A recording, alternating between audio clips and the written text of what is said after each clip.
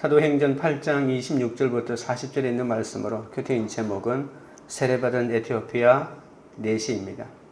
성령의 큰 기쁨은 복음을 전하는 기쁨이라고 했습니다. 스데반이 순교한 후로 교회가 큰 박해가 있어 흩어진 사람들이 두루 다니며 복음을 전합니다. 빌립은 사마리아 성에 내려가서 그리스도를 전하죠. 사마리아는 아수르에 의해 멸망당한 뒤에 여러 민족이 강제로 이주해 와서 살았습니다. 그래서 이스라엘의 순수성을 잃어버리니 유대인들은 비천하게 여겨서 접촉조차도 꺼렸습니다.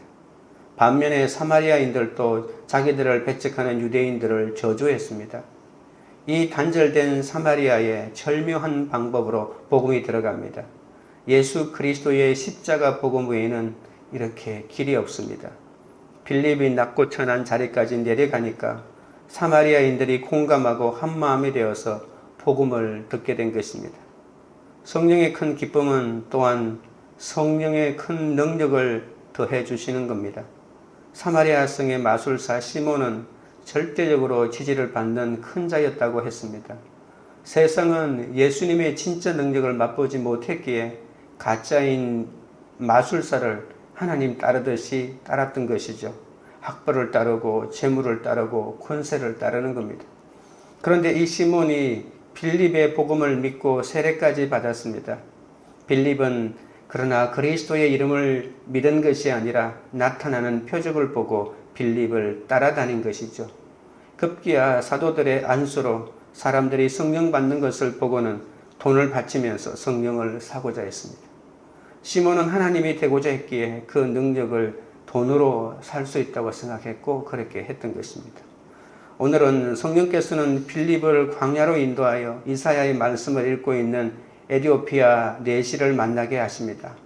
예수 그리스도의 복음을 들은 내시는 기쁜 마음으로 세례를 받고 성령께서는 다시 빌립을 끌어내셔서 여러 성읍으로 다니며 복음을 전하게 하죠. 첫째는 주의 사자가 말하여 이르되입니다. 26절입니다. 주의 사자가 빌립에게 말하여 이르되 일어나서 남쪽으로 향하여 예루살렘에서 가사로 내려가는 길까지 가라 하니 그 길은 광야라. 교회가 부흥하자 사이먼이 그리고 시모니즘 이런 것들이 막 생기기 시작했죠. 어제 말했지만 돈으로 성직을 매매하려는 악독한 사람들이 나타나 이 불의한 방법으로 살아가고 그 불의에 매이는 현상들이 나타나기 때문에 경계하지 않으면 안 되었습니다.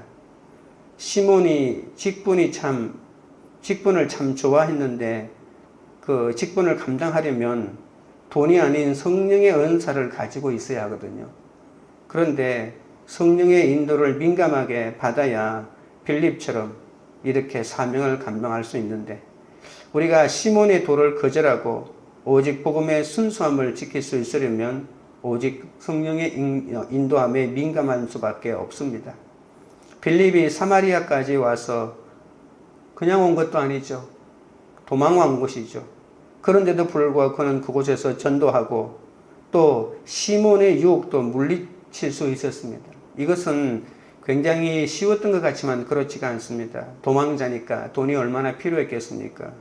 그리고 자기가 어떤 일들을 일으키면 그에 합당한 보상을 받아야 한다는 유혹이 따라와서 내가 이 정도 받는 것은 오히려 괜찮다고 하는 생각이 있는데 복음만 전했을 뿐만이 아니라 또 돈을 가지고 유혹하는 사람에게 단호하게 물리치고 그렇게 해서 사마리아가 교회가 생기고 일대 부흥이 일어난 것이죠. 그때 주의 사자가 빌립에게 일어나서 남쪽으로 향하여 예루살렘에서 가사로 내려가는 길까지 가라고 합니다. 이곳에서 지금 부흥하고 있는데 왜 나를 남쪽으로 다른 곳으로 가라고 하지? 아무런 보상도 못 받았는데? 이렇게 생각할 수 있지 않겠습니까? 그러나 이것이 바로 새로운 소명입니다. 그리고 가야 할 그 길은 바로 광야 길이었거든요. 아니 기껏 예루살렘에서 북쪽으로 사마리아까지 엄청 올라왔는데 아니 다시 광야로 내려가라니. 빌립이 사마리아에서 계속 머물러 전도했다면 수많은 사람에게 복음을 전할 수 있었을 것이고 일명 거기에서 좀 유명세를 탔을 것입니다. 하지만 주님은 빌립을 광야로 이끄십니다. 빌립은 사마리아를 거쳐 광야로까지 보내어지며 복음을 전하기 위해 부름을 받았던 것이죠. 그가 가야 했던 길은 사마리아에서 예루살렘 서남쪽 약 70km 지점에 이르는 이 가사 지역까지 멀고 험한 길이었지만 그는 주의 사자의 명령에 순종했습니다. 27절 28절입니다. 일어나 가서 보니 에디오피아 사람 곧 에디오피아 여왕 간다게의 모든 국고를 맡은 사람이 관리인 네시가 예배하러 예루살렘에 왔다가 돌아가는데 수레를 타고 선지자 이사야의 글을 읽더라. 빌립은 일어나 가라는 말씀에 즉시 순종하였고 순종의 결과로 에디오피아 네시를 만나게 되죠. 에디오피아 여왕 간다게의 네시는 자신의 나라를 대표해서 하나님을 예배하러 갔다가 예루살렘으로부터 모든 예배를 마치고 돌아가는 길이었을 겁니다. 그런데 우리가 이 본문 27절에 있는 말씀 네시가 예배하러 예루살렘에 왔다가라고 하는 말을 통해서 유추할 수 있는 것은 이 네시는 아마도 유대인의 피가 흘렀기 때문에 절기를 지키느라 예루살렘에 왔다가 돌아가는 길이었을 것이라고 짐작할 수 있습니다. 에디오피아는 당시 아프리카에서 애굽 다음으로 큰 나라였는데 그 네시는 그 나라에서 여왕의 국고를 책임질 만큼 재정에 관한 큰 권한을 가지고 있었습니다. 그런데 그가 네시라고 합니다. 유대교 가운데 네시는 이스라엘의 총회에 들어갈 수 없습니다. 그러니까 공식적으로 예배할 때 참석할 수 없다는 겁니다. 믿음이 있어서 예루살렘까지 왔지만 정작 네시라고 하는 이러한 자신의 몸의 한계 때문에 유대 율법의 규정대로 총회에 들어가지도 못하고 오히려 무시받는 위치에 앉아 있다가 돌아가는 길이었을 겁니다. 그는 자기 나라로 돌아가면 재정을 담당하고 있는 굉장히 높은 권한을 가졌지만 쉽게 말하면 세상 권세를 다 가졌지만 이러한 여행 중에도 자신이 예배에 참석할 수 없는 이 고독함과 공고함 때문에 말씀을 읽을 만큼 말씀에 대한 사모함이 있었다고 볼 수가 있죠. 그러니까 이 사람은 어떤 사람이라고요? 준비된 심령이라는 겁니다. 빌립은 사마리아에서의 성공적인 사역에 드는 미련을 두지 않고 주의 사자의 명령에 주저하지 않고 순종했는데 말씀을 듣고 내게 익숙한 환경과 습관을 떠나 순종하는 것이 힘들 수 있지만 들은 말씀을 적극적으로 적용할 때 이렇게 성령의 인도하심을 받게 되고 또한 더불어 하나님의 뜻이 내 삶 가운데 하나씩 하나씩 이루어지는 것을 볼 수 있다는 것입니다.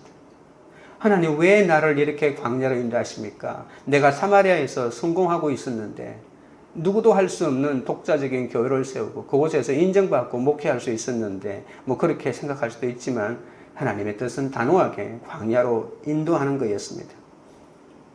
왜냐하면 그곳에는 말씀에 갈급한 한 영혼이 있었기 때문이죠.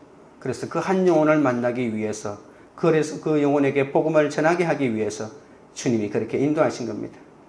예수를 믿으면 하나님께서 가정교사로 성령을 주시는데 예민한 인도를 받으면 준비된 심령에 이렇게 가까이 가게 하는 겁니다.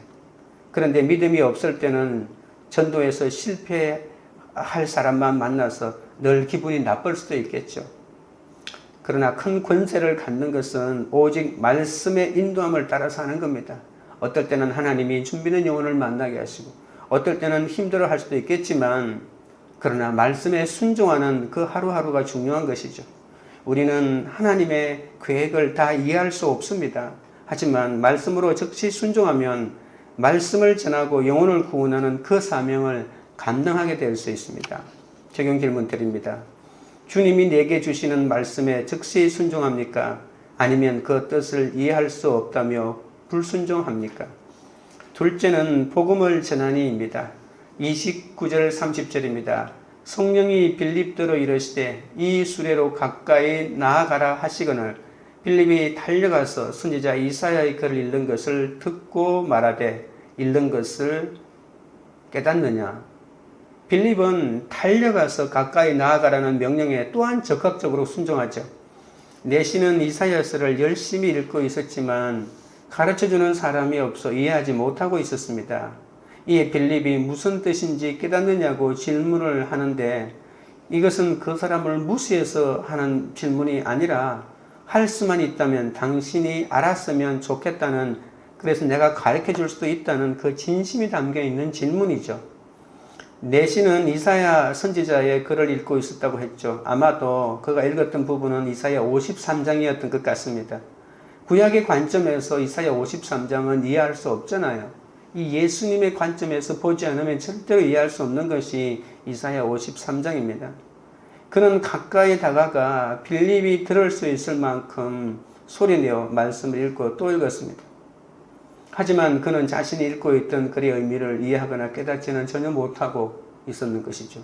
이제 여러분, 구약 사람들은, 이스라엘 사람들은 이 이사야 53장을 이것은 이사야 선지자를 말하는가 보다, 아니면 이스라엘이라고 하는 이 유다라고 하는 이 국가 자체를 말하는가 보다, 이렇게만 생각했지 예수님이라고는 꿈에도 생각하지 못했죠. 31절부터 34절입니다. 대답하되 대답해 주는 사람이 없으니 어찌 깨달을 수 있느냐 하고 빌립을 청하여 수레에 올라 같이 앉으라 하니라. 읽는 성경 구절은 이것이니 일렀으되 그가 도살자에게로 가는 양과 같이 끌려갔고 틀 깎는 자 앞에 있는 어린 양이 조용함과 같이 그의 입을 열지 아니하였도다. 그가 굴욕을 당하였을 때 공정한 재판도 받지 못하였으니 누가 그의 세대를 말하리요.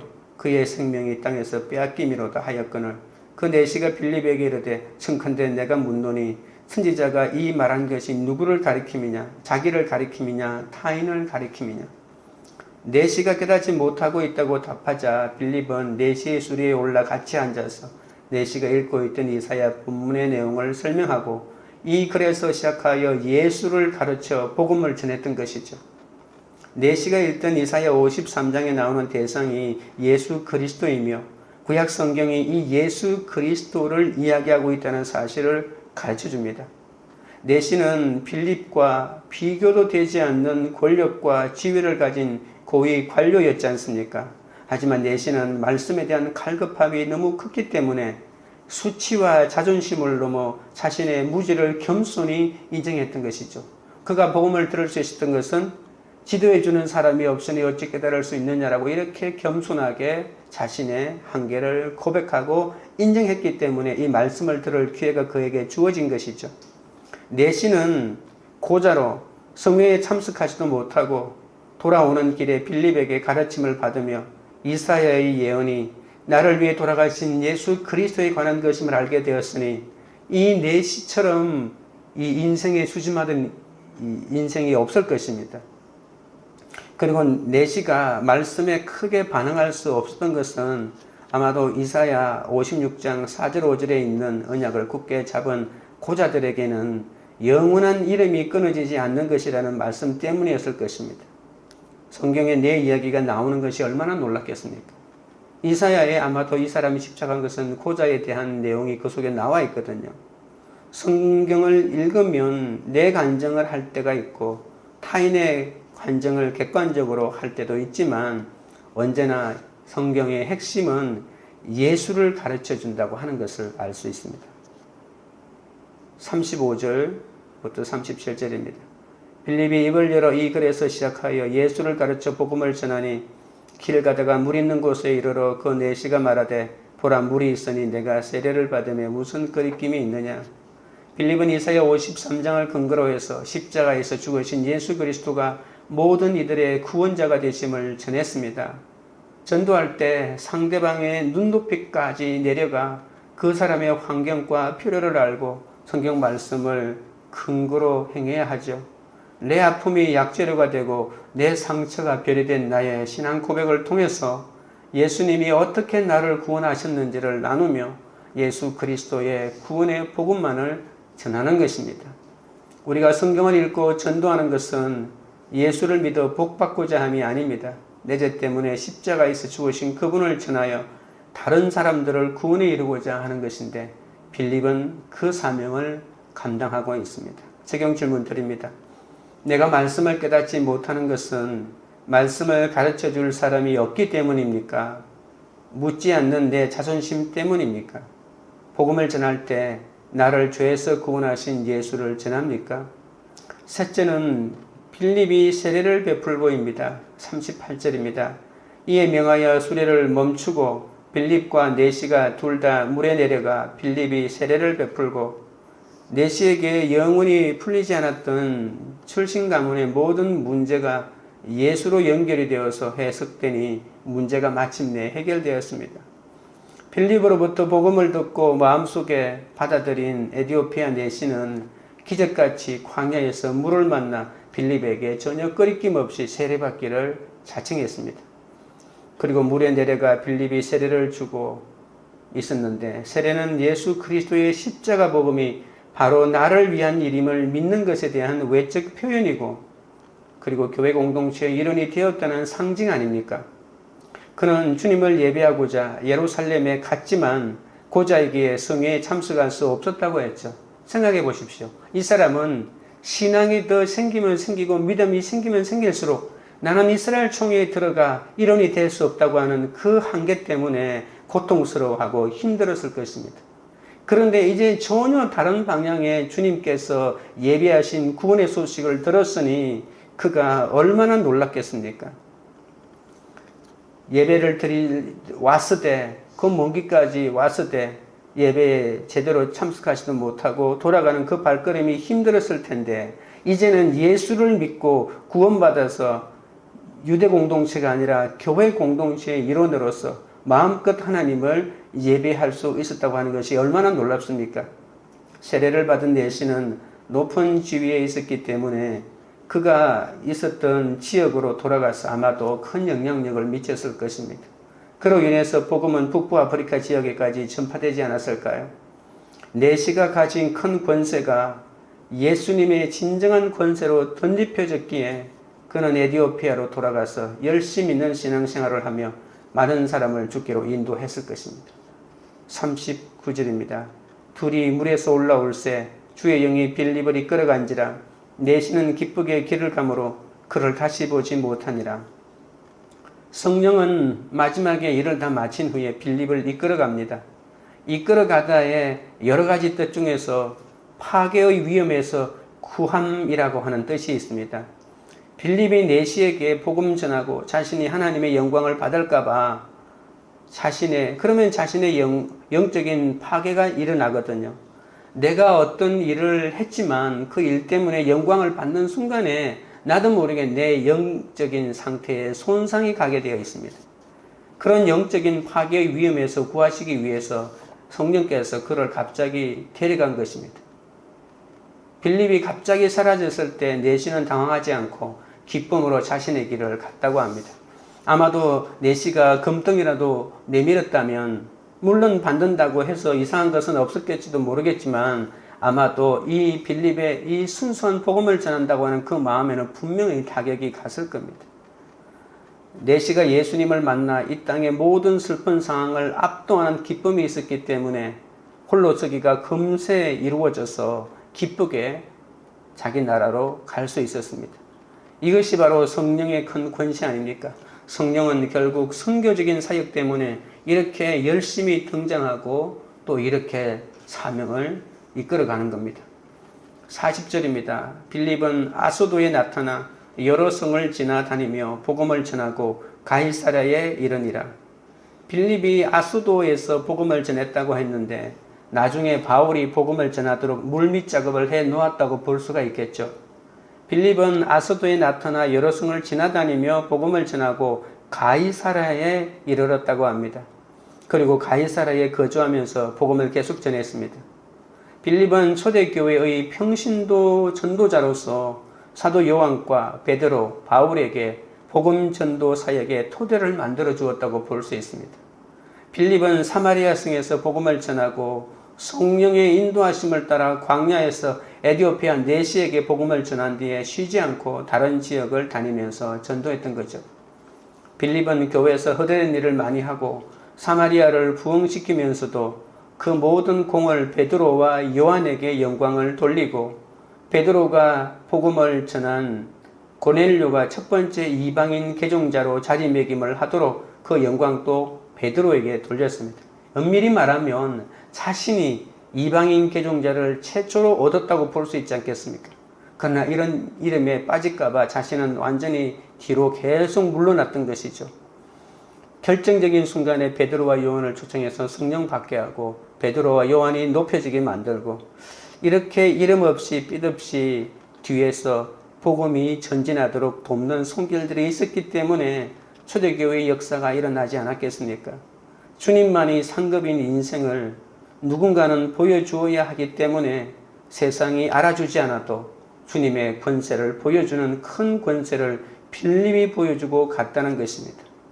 사도행전의 진짜 스타는 스데반과 필립인데 진짜 스타가 되어 스스로 타락할지도 모를까봐 이렇게 하나님이 결정적인 순간에 사라지게 하니 이것이 얼마나 큰 은혜입니까? 우리도 하나님이 일을 하고 내가 정당한 대접을 못 받는다고 할 때 절대로 섭섭하게 여기면 안 됩니다.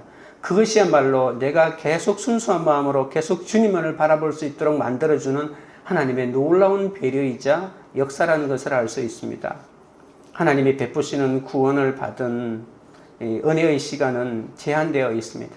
내 가족과 이웃이 이 구원의 은혜에 참여할 수 있도록 때를 얻든지 못 얻든지 복음을 전해야 하는 것이죠. 그래서 성도는 모이기에 힘쓰는 동시에 복음을 들고 흩어져야 하는 겁니다. 적용 질문 드립니다. 예수를 믿고 교회 공동체의 일원이 된 것이 기쁩니까? 잘 나가는 세상 모임의 일원이 된 것이 기쁩니까? 남들이 알아주지 않아도 성령의 인도하심에 따라 복음을 전해야 할 곳은 어디입니까? 기도드리겠습니다. 하나님 아버지, 빌립은 사마리아에서 계속 머물며 전도했다면 수많은 사람에게 복음을 전하며 이름도 유명해졌을 것입니다. 하지만 사마리아에서 성공적인 사역에 미련을 두지 않고 두말하지 않고 광야길로 나서며 주님의 명령에 순종하였습니다. 그런데도 저는 여기가 좋사오니 노래하며 작은 성공에도 안주하려고 하였사오니 주여 용서하여 주시옵소서.